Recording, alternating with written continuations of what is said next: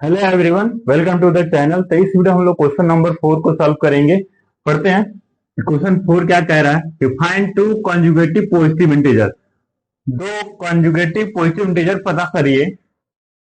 Integer sum of which square is 365, जिसका सम यानी square करने के बाद सम कितना दिया हुआ है 365। तो चलिए सॉल्व करते हैं। पहले इसका मतलब समझ लिया। कंजुगेटिव नंबर का मतलब होता है लगातार नंबर होनी चाहिए। तो यहाँ कंडीशन कहा है कंजुगेटिव पॉजिटिव, यानी 1 2 3 4, ये क्या है, लगातार नंबर है जो कंजुगेटिव नंबर कहलाएंगे। तो हम लिखेंगे solution let the first conjugative positive number को हम लोग क्या मान लेते हैं, बी एक्स। हमने मान लिया एक्स। अगर हमने उसको एक्स माना है तो एक्स में क्या ऐड करेंगे कि लगातार होनी चाहिए। तो अगला नंबर क्या होगा, एक्स प्लस वन। क्या हो जाएगा, x plus one. And second conjugative positive number B x plus one. आगे क्या कहा है कि सम ऑफ हु, जिसका सम, दोनों का सम स्क्वायर क्या होना चाहिए, स्क्वायर, यानी अकॉर्डिंग टू क्वेश्चन सम भी होना चाहिए, साथ में स्क्वायर करके सम करना है। तो एक्स प्लस वन का स्क्वायर और इसका स्क्वायर, ये तो कितना दिया हुआ है 365। तो लिखेंगे 365। अब सिंप्लीफाई करते हैं। ये हो जाएगा एक्स स्क्वायर प्लस, ये ए प्लस बी पे तोड़ देंगे तो ये हो जाएगा x square plus B square यानी वन का स्क्वायर प्लस ये हो जाएगा आपका टू एक two A B equal to 365। ठीक। तो ये एक्स स्क्वायर और ये एक्स स्क्वायर मिलकर कितना हो जाएगा, two x square plus two x, और यहाँ बचा हुआ है वन। क्या बचा हुआ है, वन प्लस वन। ये इधर इक्वल लाएंगे तो माइनस का 365 इक्वल टू जीरो। तो क्या हो जाएगा,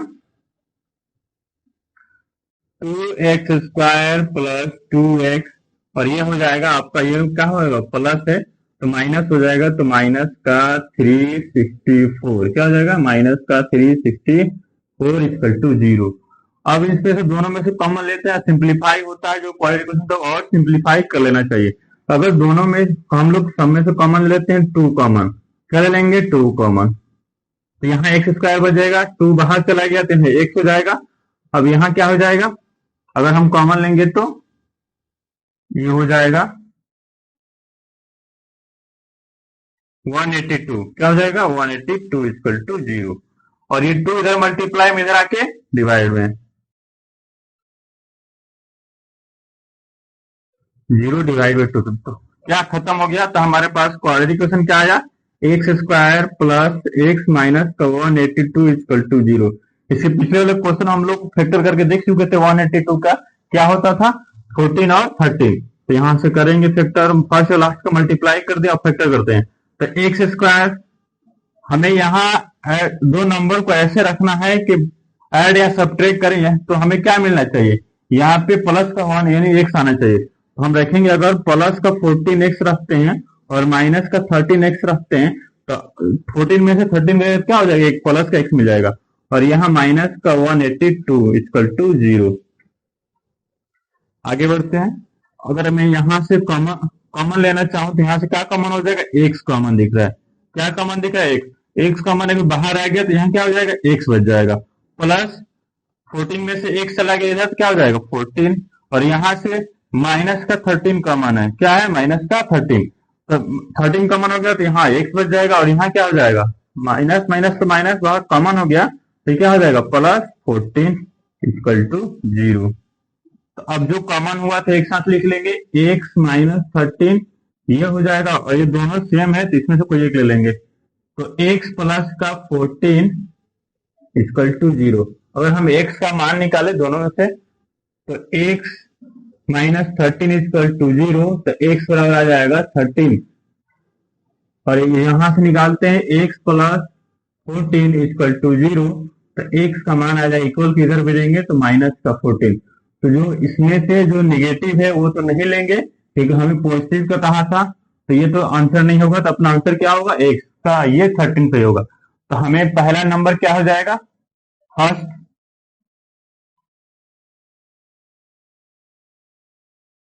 कॉन्जुगेटिव पॉजिटिव नंबर, हमने क्या माना था, x माना था, तो x की जगह पे क्या आ जाएगा, 13, क्या हो जाएगा 13। और सेकेंड क्या हो जाएगा, सेकेंड कॉन्जुगेटिव पॉजिटिव नंबर क्या हो जाएगा, यहाँ है x प्लस 1, तो x प्लस 1 रखेंगे, x का वैल्यू रखेंगे 13 प्लस का 1, तो क्या आ जाएगा 14। तो सेकेंड नंबर क्या हो जाएगा 14। आपको पहला नंबर क्या हो जाएगा 13 और दूसरा हो जाएगा 14। ये मत कहिए कि यहाँ 14 नहीं, यहाँ का 14 नहीं होगा, क्योंकि ये निगेटिव है, तो x का वैल्यू जो आया था 13, यहाँ से हमारा आंसर सही होगा, ठीक है, क्योंकि हमें पॉजिटिव का इंटीजर कहा था, इसीलिए हमें निगेटिव का नहीं चाहिए। तो इस तरह हम लोग क्वेश्चन नंबर 4 को स्टेप बाय स्टेप कंप्लीट कर लिया है। अगर किसी भी स्टेप में कहीं भी डाउट होता है तो कमेंट जरूर करें। अगर वीडियो का कंसेप्ट समझ में आता है तो दोस्तों के पास शेयर जरूर करें, लाइक सब्सक्राइब जरूर करें। मिलते हैं नेक्स्ट क्वेश्चन के लिए नेक्स्ट वीडियो में, तब तक आप सभी को बहुत बहुत धन्यवाद।